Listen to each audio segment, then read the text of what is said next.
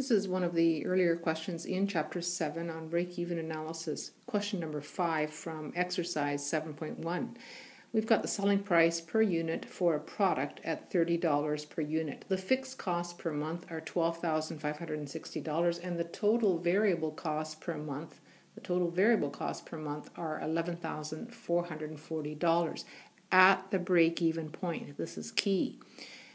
We'd like to calculate the number of units that are required to break even. First of all, let's summarize what we know. We know that the selling price is equal to $30 per unit. We don't know what the total sales are, but we do know that they are selling at $30 a unit. The fixed costs are $12,560, so fixed costs are equal to $12,560. And the total variable costs per month are $11,400. So variable costs are equal to $11,440 at the break-even point. So how do we make use of that information in order to assist us in calculating the number of units that are required to break even? Well, first of all, what I'd like to do is to set up an income statement. Now, if we've taken any accounting courses, we're pretty familiar with the basic form or the format of an income statement. It usually starts off with total sales. So the total sales will be at the top of the income statement, and then from that we will deduct our costs, and in this case these will be our variable costs,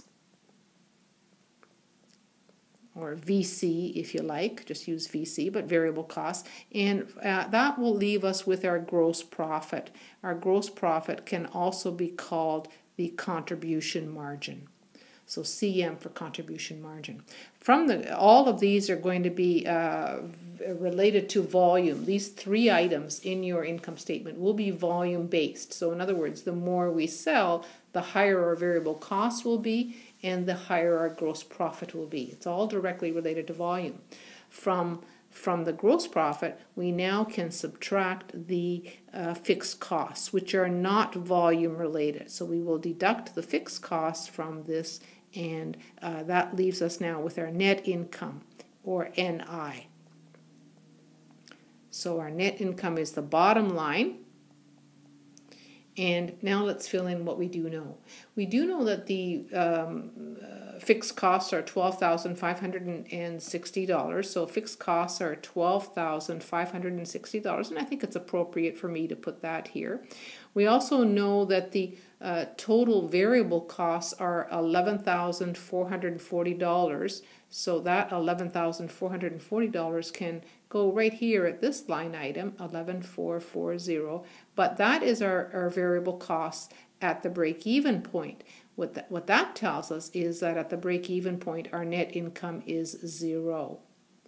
And this is great because now that I know that my net income is zero, I can now work backwards and determine what my gross profit is. In order for my net profit to be equal to zero, the only way that I can get a profit of zero is if my gross profit is the same as my fixed costs. So therefore my gross profit is equal to $12,560. Just by common sense. You don't need a formula for this. You know that the only way you're going to get a net income of zero is if I deduct the same amount in fixed costs as my gross profit is. Well, again, working backwards from these two amounts, now I can figure out what my total sales has to be. My total sales must be equal to the gross profit of $12,560 plus the $11,440, because that $11,440 was subtracted from my sales amount. So the line at the very top of your income statement logically works out to be a value of exactly $24,000, because we add our variable costs and our gross profit to come up with our total sales. Now that $24,000 represents the total sales at break-even. So total sales at break-even is equal to $24,000. Now there's one more piece of information that I haven't used yet, and that is the fact that our selling price per unit is $30 per unit. So therefore, my total sales is equal to $30 per unit times the number of units, where N is the number of units. And I also know that my total sales is $24,000. So therefore, I've got a new equation that says $24,000 is equal to $30 per unit times the number of units. So therefore, N is equal to 24,000 divided by 30. And that works out to be 800 units. And so we can now conclude by stating that we need to sell 800 units in order to break even.